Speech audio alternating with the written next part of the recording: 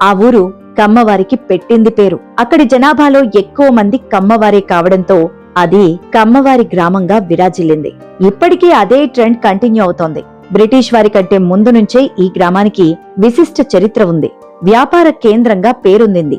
వరి, పొగాకు వంటి పంటలకు ఈ ఊరి నేలలు సానుకూలంగా ఉండడంతో ఇక్కడి రైతులు ఆర్థికంగా బాగా నిలదొక్కున్నారు. ఇంతకీ ఏంటా ఊరు? ఏ జిల్లాలో ఉంది? ఆ ఊర్లో జన్మించిన ప్రముఖులెవరు? ఆ ఊరే కారంచేడు. బాపట్ల జిల్లాలో ఓ గ్రామం. మండల కేంద్రం కూడా. చీరాలకు సమీపంలో ఉండే ఈ గ్రామం అప్పటికి ఇప్పటికి వెరీ వెరీ స్పెషల్. ఇది వరి, పొగాకు పంటలకు పెట్టింది పేరు.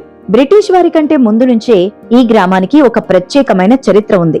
ఇక్కడ పండిన పంటలను ఓ 200 ఏళ్ల కిందటే విదేశాలకు ఎగుమతి చేశారంటే ఇక్కడి ప్రాశస్త్యాన్ని మనం అర్థం చేసుకోవచ్చు. సాగునీటి సౌకర్యం ఉన్న నేలల్లో వరి, సాగునీటి సౌకర్యం లేని నేలల్లో పొగాకు పండిస్తూ ఆర్థికంగా బాగా నిలదొక్కున్నారు కమ్మవారు.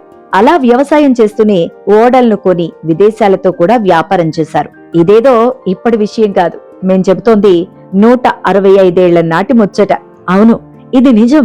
ఎంతో ప్రసిద్ధి చెందిన యార్లగడ్డ వంశం వారు ఓడల వ్యాపారం చేసింది కారంచేడు నుంచే.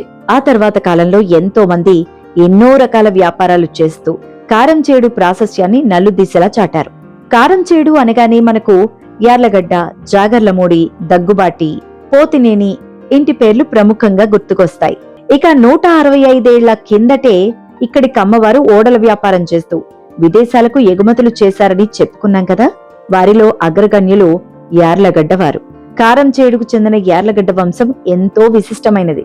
1922లో కాటూరు సంస్థానాన్ని స్థాపించి కమ్మవారి గొప్పదనాన్ని నలుదిశలా చాటిన యార్లగడ్డ వంశ చరిత్ర ఎంతో ఘనమైంది కూడా.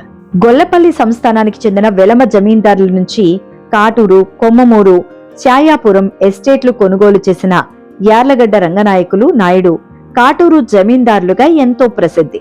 వాస్తవానికి వీరి తాత తిరుపతి నాయుడు నుంచే ఈ వంశం ఓ వెలుగు వెలిగింది. యార్లగడ్డ తిరుపతి నాయుడు 1813లో జన్మించారు. ఈయన ఒంగోలు ప్రాంతంలో పశువుల వ్యాపారం, ధాన్యం వ్యాపారం చేస్తూ ఎంతో సంపాదించారు. అలా వచ్చిన ధనంతో ఆ రోజుల్లోనే ఓ ఓడను కొనుగోలు చేసి మద్రాసులో వ్యాపారం మొదలుపెట్టారు.